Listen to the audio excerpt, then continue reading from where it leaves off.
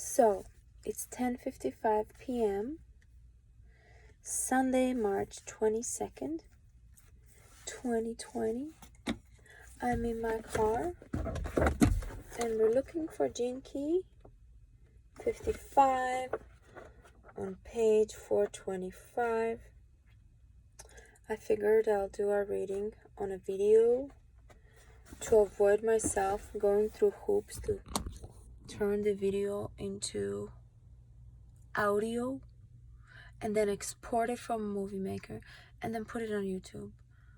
Blah blah blah. I figured nobody's watching these recordings anyway, so I'm just gonna do it this way this time and see what happens because it's easier for me. So here we go. I hope you can hear it here. Okay. This microphone is down there. Anyway, 55th Gene Key. Sid Key, freedom. Gift, freedom. Shadow, victimization. 55th Gene Key is the dragonfly's dream. Programming partner is 59th Gene Key. Code and ring, the ring of the whirlwind, 4955. Physiology, solar plexus, dorsal ganglia. That's why I'm always touching here. Okay, let me put you back here. Because solar plexus. Wait, maybe you want to be here? Do you want to be here on my shift stick? Okay, let's do it this way. So, an amino acid is histidine. Part 1. The Great Change. Introduction to the 55th Gene Key. Did you know that you have a unique genetic sequence that dictates the unfolding of your true nature? The purpose of this book is, as the title states, to unlock this higher purpose hidden in your DNA. The greater self, the cosmic part of each of us that transcends our mortal body, has lain secretly hidden inside humanity for eons. Because it is inside your body, right under your nose as it were, the mass of humanity has never thought to look in such an obvious place for a lasting sense of peace and fulfillment. Up until now, the inner journey has been for the select few, these bold adventurers and courageous pioneers of the inner planes. Because of this, our true divinity has seemed far away from the common man, whose more immediate concern has been to survive and manage life in external world. Think about it during this lockdown. All of this is about to change.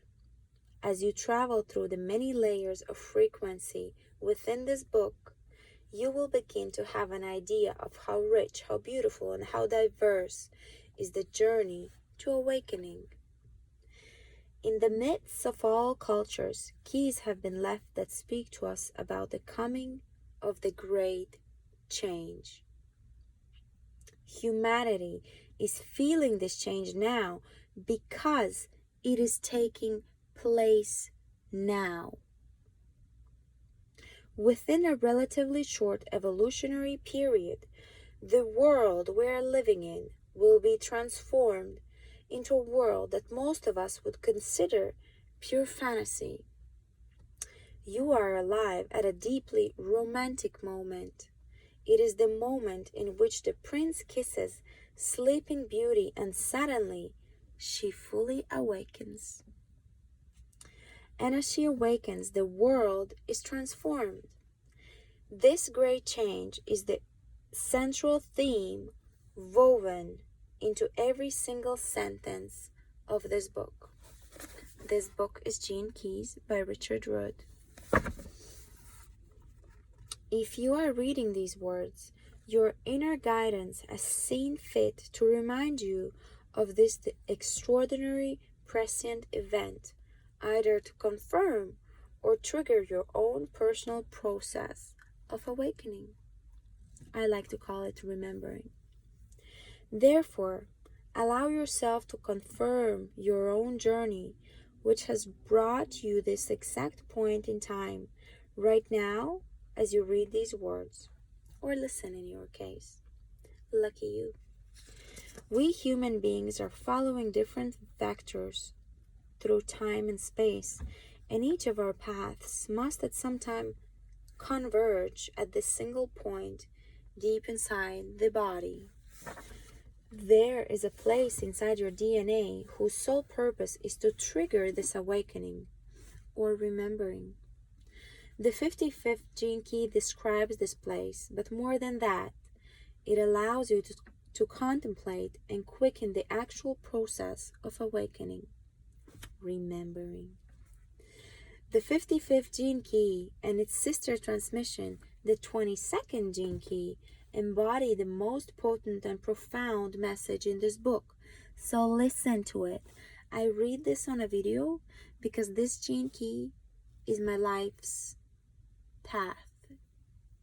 So it's extra because it's my life's path, okay? Gene key 55, the dragonfly's dream. So, the 55th describes the evolutionary force moving from matter to spirit, and the 22nd describes the involutionary force moving from spirit to matter. Together, these two gene keys capture the quintessence of the great change. And let me add, before I continue, that my mother raised me for this great change since I was a kid. So this book wasn't even written then. I will check when it was written. Let me drink a little bit.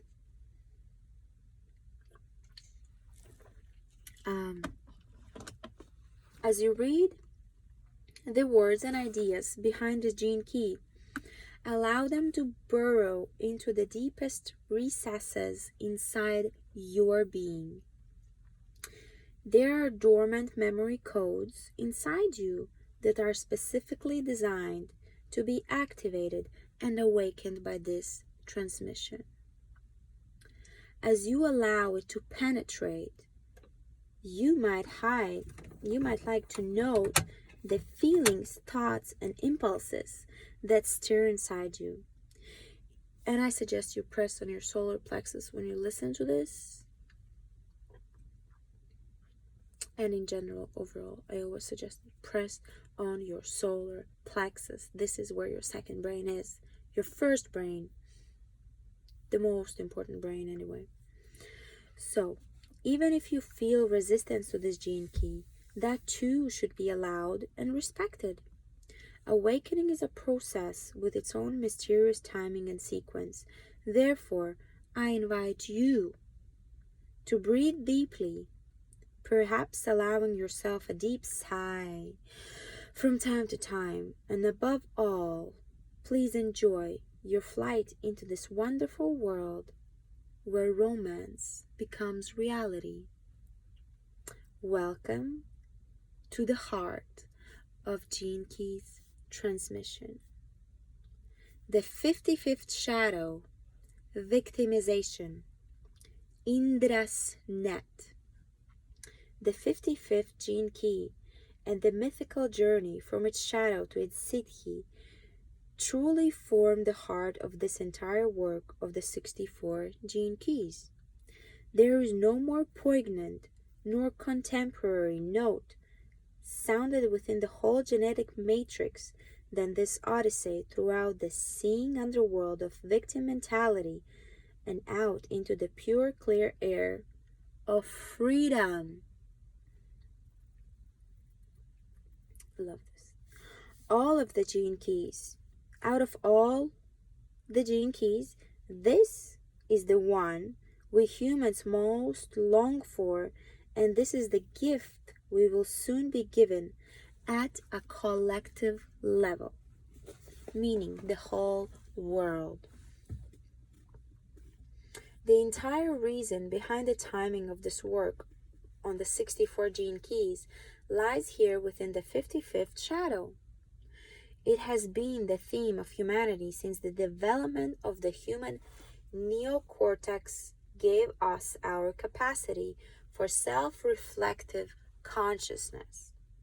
It is the theme of the victim. The 55th shadow of victimization and its programming partner, the 59th shadow of dishonesty, program all human beings at a cellular level to a single effect. They ensure that every individual becomes his or her own worst enemy. There is a universal law, colloquially known as what goes around comes around. And it is this law that the 55th shadow fails to see. The essence of this universal law is expressed through the famous biblical axiom, as you sow, so shall you reap. These timeless cliches are generally interpreted as applying only to the surface of life rather than to the deeper energetics. It often appears that many who succeed in life, in fact, do so to the detriment of those around them. Likewise, the most innocent and open-hearted people can be beset by terrible trials that appear to have no explanation. Thus it can seem on the surface that as you sow, so shall you reap, has little or no substance, and it is generally relegated to the realms of folk wisdom. That's mostly disrespected, just saying. Because of this tendency only to see the surface of things, the mass consciousness of humanity misses one of the deepest secrets of life. On an energetic level, you truly do always reap exactly what you sow and what I sow, because it's my life's path. Gene Key 55, Dragonfly's Dream, from victimization to freedom, to inspiring freedom in others. Let's continue. It simply takes longer for this to become apparent in the material dimension. The highest expression of the 59 Siddhi is the quality of transparency, and as transparency testifies, in the end you cannot hide from yourself. Thus, the key to the 55th shadow and its transcendence depends on one factor: your attitude. It is not about what happens to you, it is about how you handle it. Losing attitude. There are really only two dimensions to the concept of attitude. You either behave as though you are a victim of circumstance, or you take full responsibility for your situation. Although this sounds simple, there are several layers of complexity to it. Since we are examining the 55th shadow, we will look first at what happens when you play the role of the victim of circumstance. The 55th shadow is located deep in the dorsal ganglia of solar plexus, deep in your guts. And it is about emotions.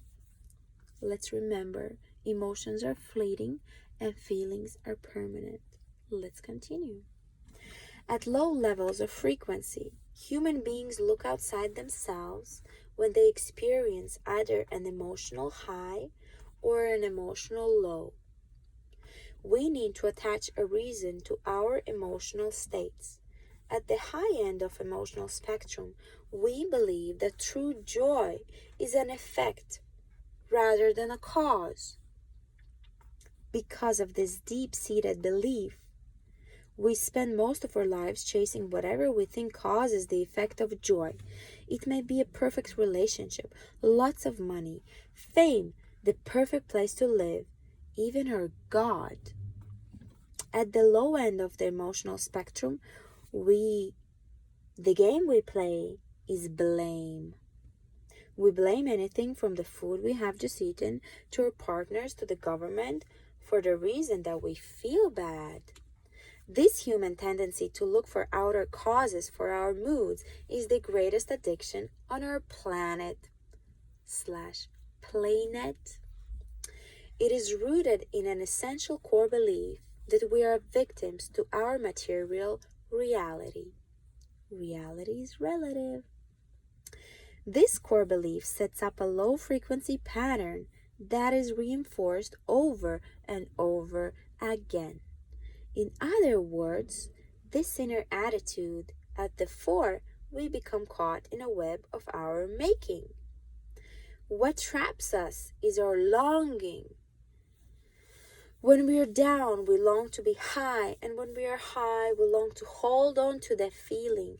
Thus, the very feelings we seek create a perpetual hunger for fulfillment that can never be attained. The addiction is the search for fulfillment, not fulfillment itself. Hence the old chestnut about finding heaven. If you ever found it, you would hate it because the thing you loved was the hope of fulfillment rather than the state itself. Here we find the secret of frequency itself. It is rooted in our unconscious attitude to life / lie. Because your true attitude remains unconscious, there is no technique per se to raise your frequency. All that is required to reach your genetic escape velocity, the frequency that pulls you out of the shadow state and into the gift, is understanding. Understanding must dawn within you at the level of pure being. The understanding that you have become the unwitting victim of your own unconscious belief patterns. When this understanding dawns, you immediately begin to transcend the shadow state. The great spiritual teacher Gurdjieff stated this so simply and beautifully when he said, "In order to escape from prison, one must first understand that one is in prison." Faking freedom. As was mentioned earlier, there are many dimensions to the 55th shadow of victimization. The web that holds us at a low frequency has many subtle twists and turns within it. As the saying goes, one of the devil's greatest tricks is to get people to look for God. The trickiest aspects of the 55th shadow concern spirituality, and this has particular significance during the current historical epoch. Spirituality itself can become the focal point of the victim consciousness because it can so easily give you the idea that you can do something to free yourself from your shadows and your emotional suffering. This notion has led to the greatest illusion of them all, the illusion of another spiritual reality, somehow outside of your own sphere of existence.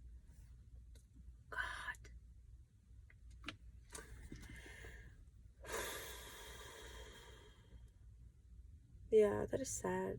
And I see that, people are conditioned to look for God, to forget themselves, to look for religions, to be controlled, to follow this reality simulation and this current social construct that is absolutely backwards. Let me see where I am. Boom, boom, boom. Of them all experience. If we look at this notion with clarity, we see the very same pattern of the longing to find fulfillment. If you create an unattainable reality, then you can spend your whole life longing for that reality without ever having to directly experience it.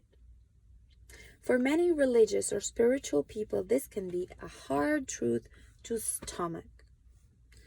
True enlightenment is now what we really want, is not what we really want at all. It isn't exciting in the least, but is utterly ordinary. In spite of this, most spirituality is built upon the pursuit of the extraordinary. High levels of frequency do not necessarily lead you to spiritual experiences. In fact, high levels of frequency tear down the very illusion that there's such a thing as spiritual experience. In the contemporary New Age culture, spiritual materialism is rife. That is to say, people now have a brand new drug called the pursuit of truth. It is important to understand that there is nothing wrong with any of these things. If you are drawn to seek something higher, then something is pushing through you, leading you somewhere.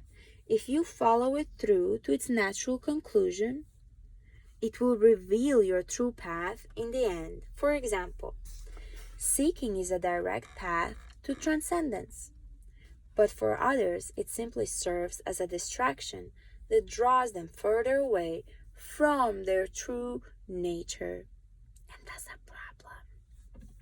The 55th shadow prevents the spiritual seeker from following their urge through to its natural conclusion.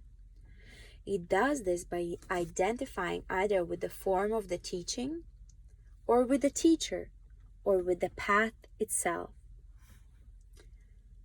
Therefore, we see three basic categories of people on a spiritual path: those who are trapped by the structure of a particular teaching, those who are trapped by the magnetic power of a particular teacher, and those that are trapped by their own constant compulsion to be a spiritual tourist. Three categories.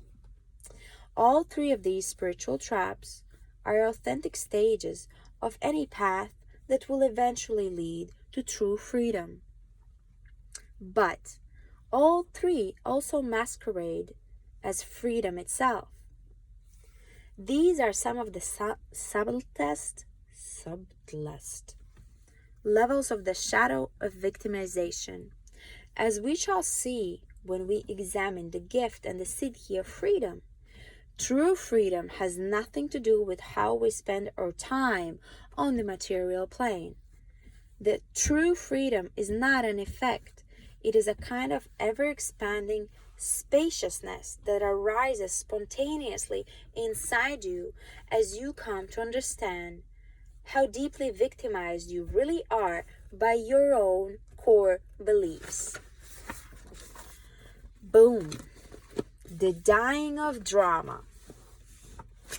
Exciting. One of the greatest allures of mankind is the ideal of romantic love. It is context. We are not only referring to the longing of one human heart for another, but to the ideal of romance in a wider context. This is the idea of life as a romance. The very basis of romantic love is that it can never be truly fulfilled, but most continually flow from cataclysmic dips to ecstatic swells, creating a wonderfully rich symphony of human emotion and drama.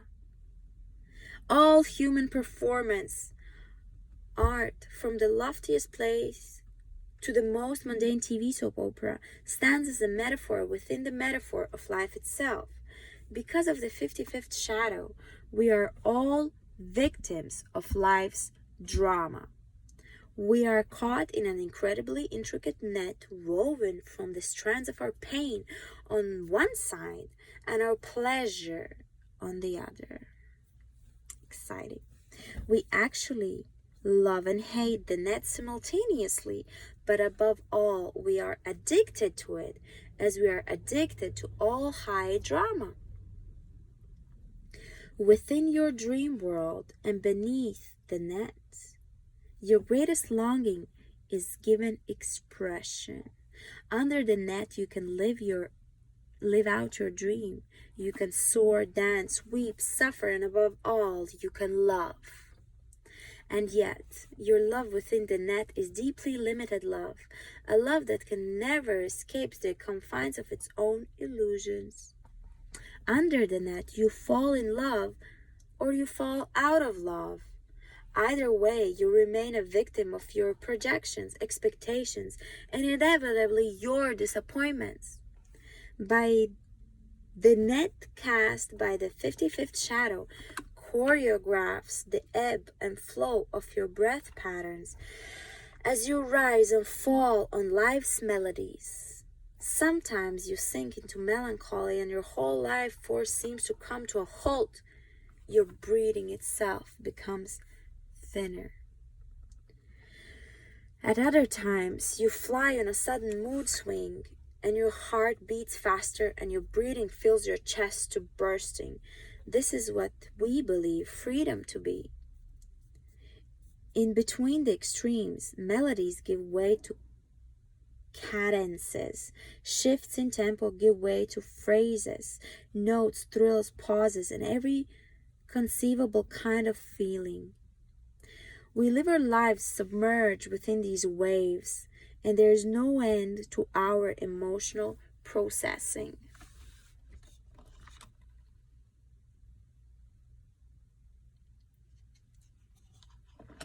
Grab your glass of water, my friend. As regards the 55th shadow, the coming mutation will trigger the end of our addiction to the drama of life at the beginning of our discovery of what true freedom really means. At its core, the 55th shadow conceals the longing of consciousness to return to its own unity. Although this is most commonly expressed as the romantic longing for the perfect soulmate.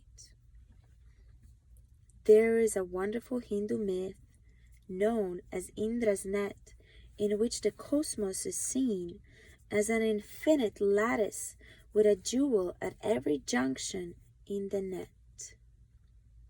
Within each individual jewel, every other jewel is perfectly reflected. The 55th shadow casts a veil over these jewels, thereby keeping humanity trapped within the net and unable to experience the unity of all things. With the coming shift, our awareness will finally be able to slip through the strands of the emotional net that has kept us in a state of victimization for so long. In doing so, we will glimpse for the first time the truth of our collective unity, shimmering in every one of Indra's endless jewels.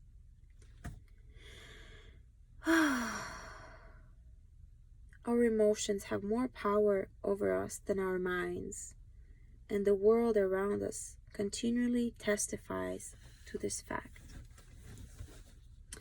The solar plexus, the second brain. The emotional matrix of the 55th shadow lies within the domain of the solar plexus region in human body.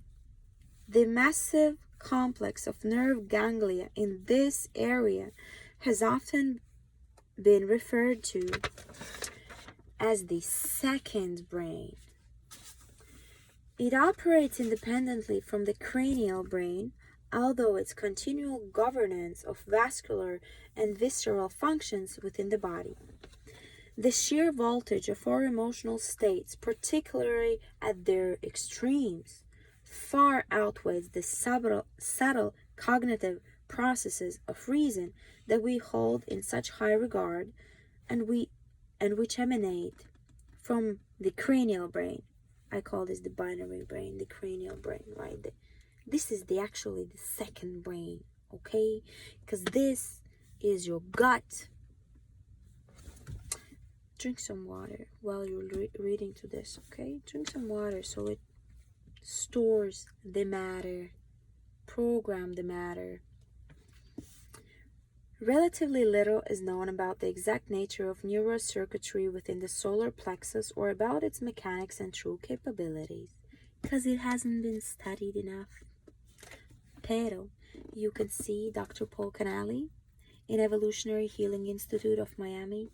He is the master developer of unified theory and unified therapy, and when you go into his office at Evolutionary Healing Institute of Miami, one of the things you're going to experience is a massive weight ball on your second brain. I'll continue.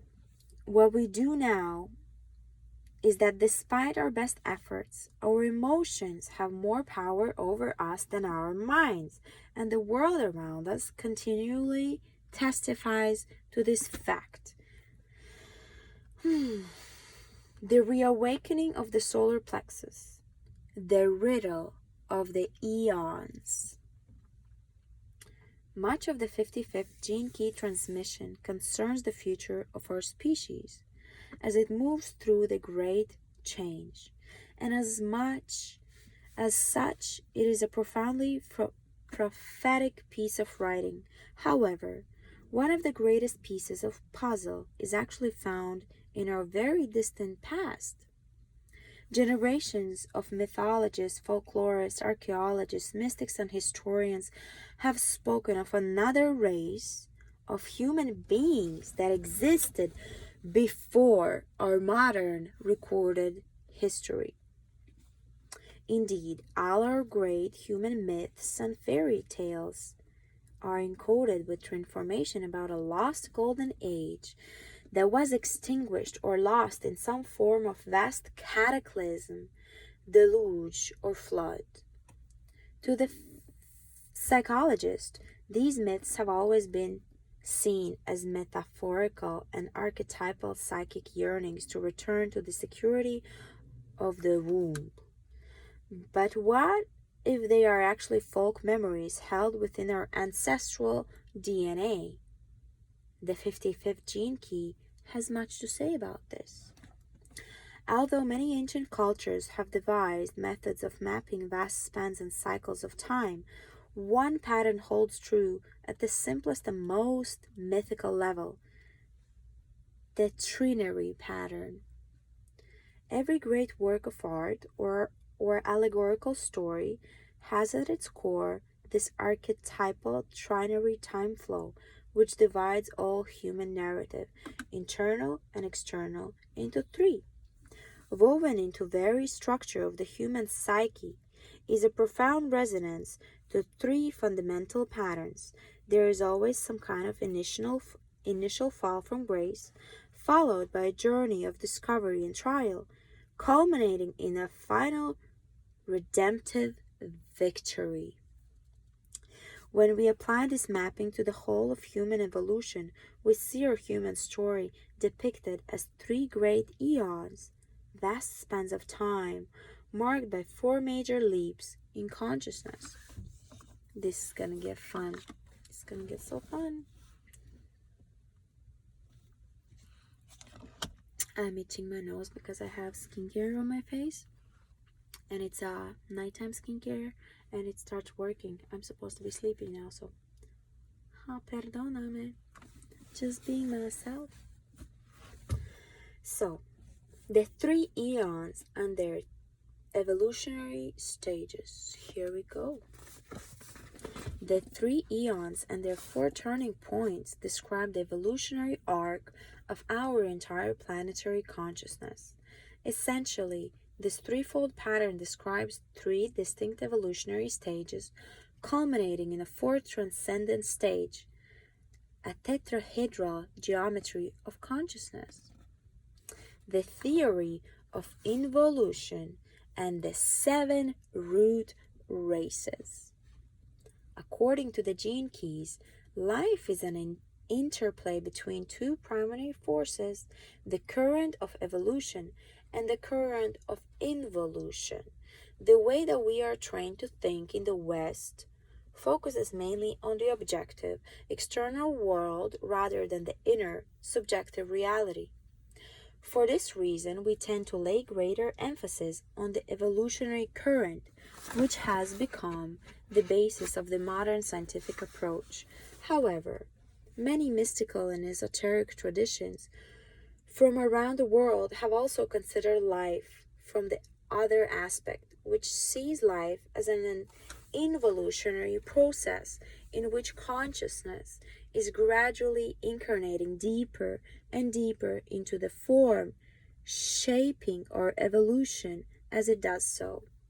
This view, known as emanationism, holds that at every stage of our planetary and personal evolution, there is an unfolding hidden purpose which reveals itself in successive steps. As divine life involutes, so human and earth life evolves.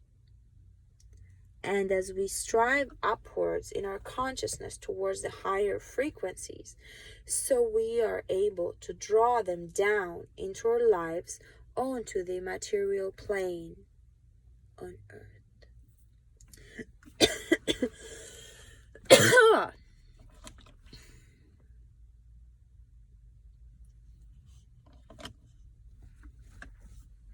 Within the greater pattern of the three eons lies another pattern based on 7 substages known as the 7 root races. In this theory of involution, each root race represents a major stage in our planetary development. In esoteric traditions, the root races are often seen as literal races of human beings who preceded our modern human. With the gene key synthesis, the root races are viewed as the unveiling of the subtle layers of the living spirit of Gaia, our Earth. Planet.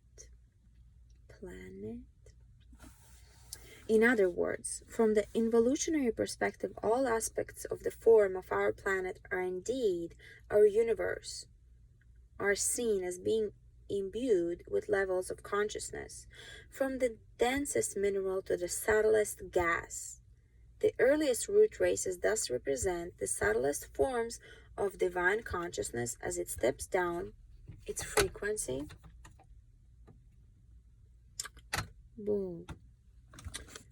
As it steps down, where am I?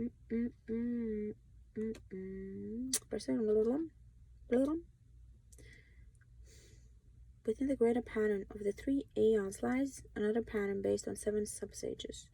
The earliest root races thus represent the subtlest forms of divine consciousness as it steps down its frequency in order to enter into physical manifestation, the first eon.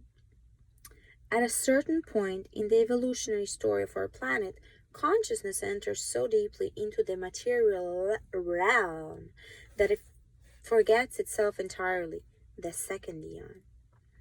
Then comes the remembering and the mythic return to paradise as consciousness transforms the material realm, integrating all dimensions back into itself, thus completing its epic evolutionary arc, the third eon. So, the 7 root races and their corresponding planes of reality.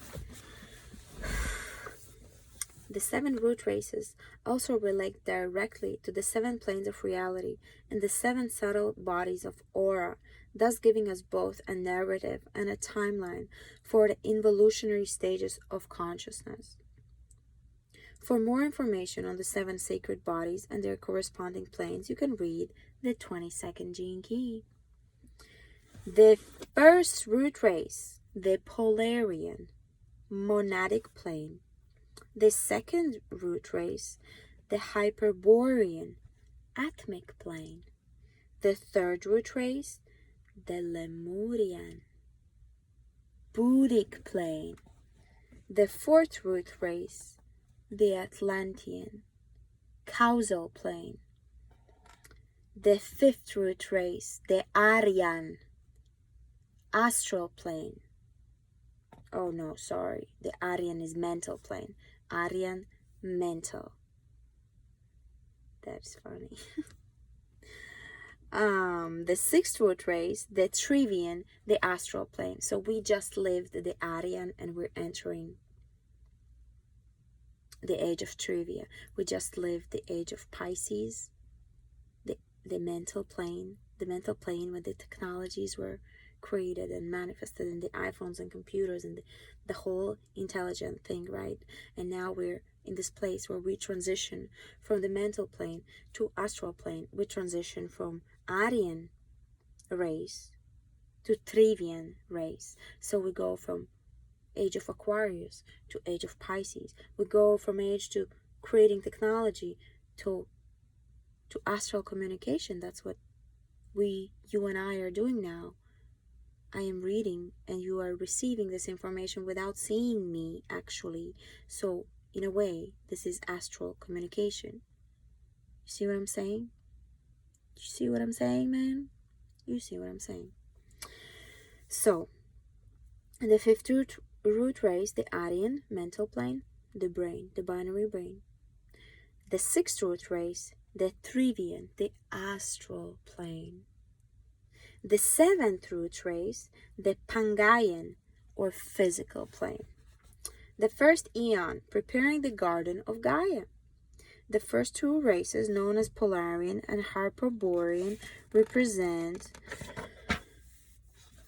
the crystallization of the form of the Earth itself. In other words, they span the time period in which our planet actually formed.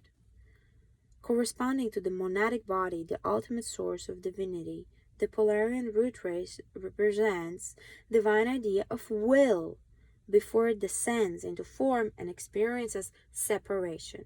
The second root race, the Hyperborean, relates to the atmic body, which is the body of light. This refers to coalescing of our planet,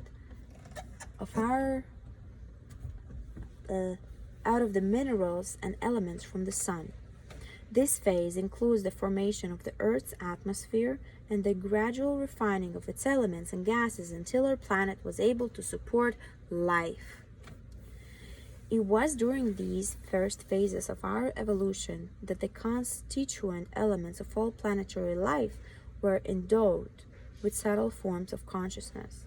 In some traditions, these are known as the angels of the elements and the devas of the mineral realm.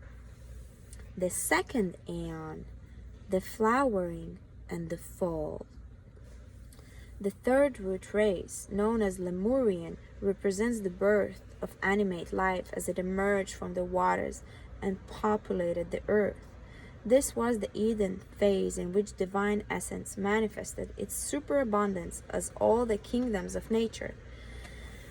The Lemurian consciousness of our planet was and still remains a single unified being existing on the Boudic plane known as the plane of ecstasy. This is also the plane of many of the Devic realms, the manifestations of consciousness inherent in all living forms. It was during the Lemurian phase that the first human beings were conceived and born. The fourth root race, the Atlantean, represents humanity before fall. This race of human beings, sometimes known as the Adamic race, I was born Adamson. Known as the Adamic race, is little more than a dim memory to modern human beings. We modern humans were separated from our true source by a series of cataclysms which have become mythically known as the fall. The truth of this fall has been handed down by our indigenous cultures through their stories and creation myths, which have in turn found their way into our modern cultures and beliefs. The Atlantean root race and its culture and environment were completely obliterated, and evolution was literally rebooted and begun again in a new, different direction. However, Atlantean consciousness existed and still exists on the causal plane, which is the plane of the archetypes, the quantum language that lies beyond the logical mind. The original Atlantean consciousness, unlike the modern human, was centered in the solar plexus and did not experience itself as separate from the source of all life, but was the very heart and mind of Gaia itself.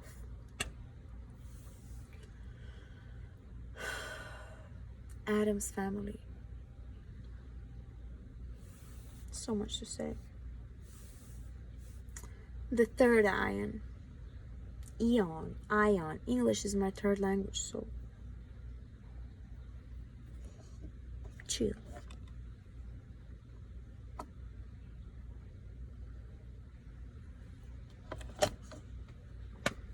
So, the third eon, the fifth race, and the Kali Yuga. In every great tale, there must be a fall. In Indian Vedic tradition, the evolutionary stages are known as the Yugas, and the darkest stage of all is known as the Kali Yuga. After Kali, the dark goddess of time and change, and it is so amazing because my moon sign is Mula Nakshatra in Vedic astrology, which is Kali. Hi, baby. I can't make this up. I just can't make this up. Before I continue, let's check what year was this book written. Third edition, 211. First published 2009. Well, I was born in 1990. So here we go. Ay. In every great tale, let me just continue reading it. Our current root race, the Aryan. Yes, the Aryan. Aryan people. So many like to hate the Aryan race. Oh my god, what prejudice. Our current race, the Aryan, is now coming towards the end of the Kali Yuga, the epoch after the fall. The Aryan consciousness exists on the mental plane, and the main instrument of awareness is our continually evolving brain. Ironically, our greatest gift, our ability to reason, gives us the illusion that we are separate from each other and from our environment. However, the third eon is about the long walk home. Ever since we fall from grace, we humans have been seeking the way home. We seek through science, we seek through religion, and above all, we seek through love. The great change and the sixth race. The time of the great change is now upon us. Listen to it, man, and drink water, my friend. As the fifth root race prepares to give way to the sixth root race, the Trivian, or the age of Aquarius, the age of astral communication, the age of trivia, the sixth root race. Okay? Time itself appears to be speeding up. Who's noticed it? Write in comments. Did you feel that time starts to go faster at some point in your life? Tell me when you started feeling that. The sixth race has long been prophesied by mystics and sages, corresponding to the involution of divine essence into the astral plane, the realm of emotion and desire. The sixth race will bring transformation to our entire planet, or planet, holographic multiverse, baby. My throat gets so dry reading.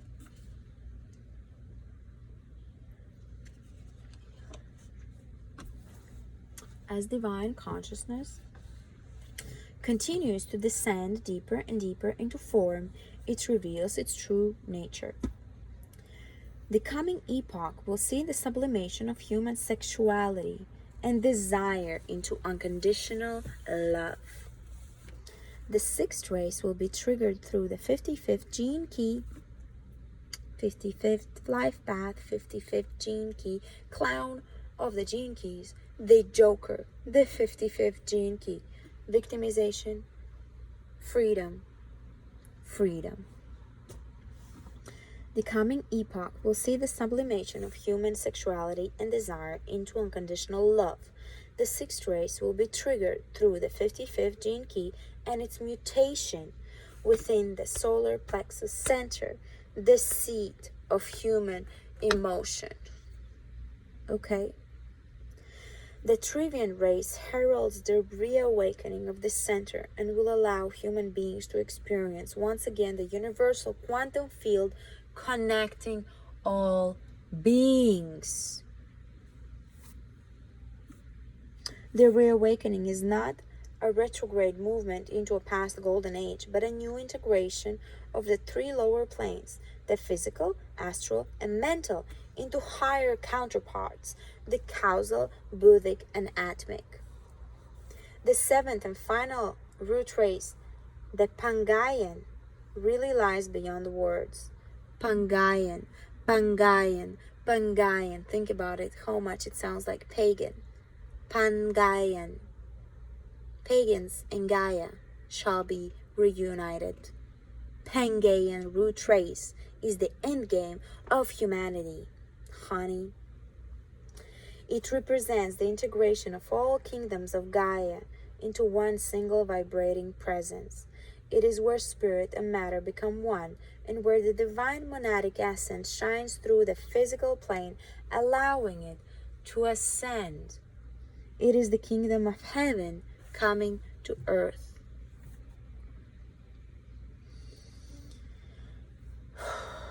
It is always at the very end, when we have all but given up hope of redemption, that liberation comes.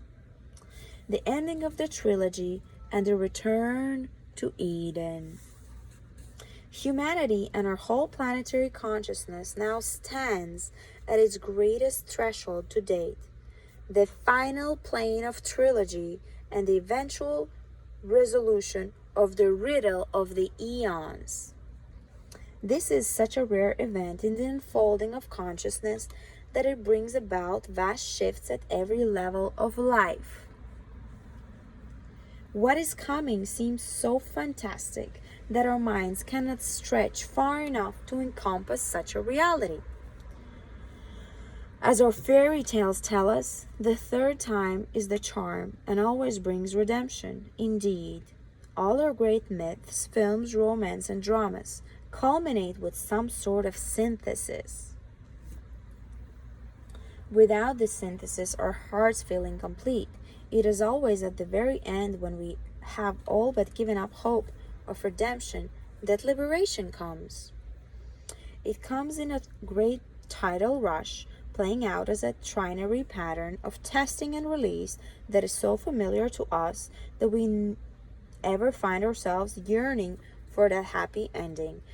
We yearn for it so deeply because it is stamped within the genetic structure of all life forms in our galaxy. And because it is in our DNA, our final destiny must and will be to witness the rebirth of Eden and live peacefully in the garden forever and ever after. Do you know? Repressive and reactive patterns of the 55th shadow.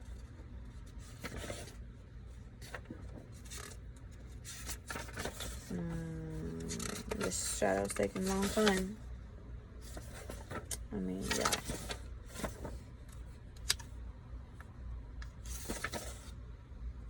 Okay, this is the most important gene key in the whole book. This is the gene key that the Earth and humanity and Homo sapiens is going through right now in the world at large. So it has the biggest amount of pages to read. And it is 11:50 p.m. And I'm still at the phase 1 of the shadow. Okay, let's do it. Let's finish the shadow state. The shadow state of victimization is what we are reading on now. Repressive and reactive patterns of the 55th shadow. Repressive nature, complaining. The 55th shadow of victimization has two main forms of expression. The repressive nature manifests as complaining. Complaining is an unconscious mindset in which one makes oneself the central victim within one's own drama. Every time one complains, outwardly or internally, one effectively disempowers oneself. The repressive nature tends to complain inwardly, taking a pessimistic view of life, whereas the reactive nature tends towards finding a specific external target to blame. When one gets caught in the frequency of complaining, one is caught in the net of drama of life, the Maya. The energy of the complaint itself serves to strengthen the illusion that life is so very hard. Apart from reinforcing itself in this way, complaining also causes sustained general wear of our physical organism. Freedom occurs when we see through our deepest unconscious patterns to the heart of this energetic. Reactive nature, blaming. The other common form taken by the 55th shadow is blame. The reactive nature externalizes its complaints by specifically blaming something or someone else.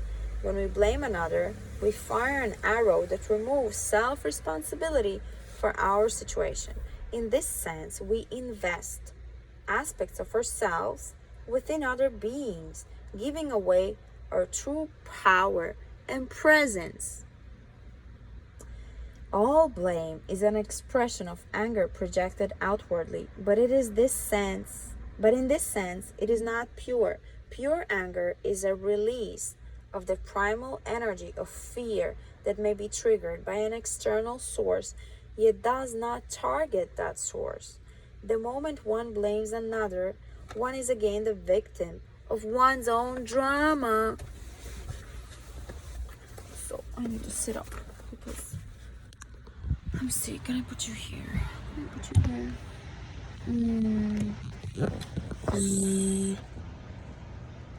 How about this?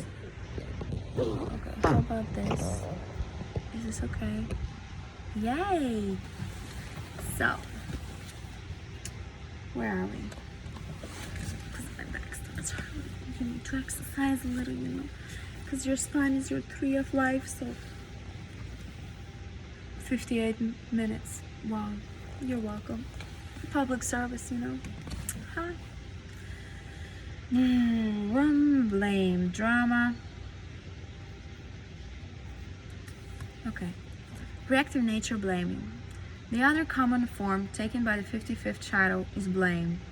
The reactive nature externalizes its complaints by specifically blaming someone or someone else. When we blame another, we fire an arrow that removes self-responsibility for our situation. In this sense, we invest aspects of ourselves within other beings, giving away our true power and presence. All blame is an expression of anger projected outwardly, but in this sense, it is not pure. I read it again because it's important. Pure anger is a release of the primal energy of fear that may be triggered by an external source, yet does not target that source. It is also called primal therapy. You can look it up on YouTube. The moment one blames another, one is again the victim of one's own drama. It is impossible to blame another for one's fate and simultaneously realize that one is simply an actor in a play. The very act of seeing through the seriousness of life releases the energy of blame. From the reactive side, true freedom occurs when the arrows of blame are caught in mid-flight before they reach their target.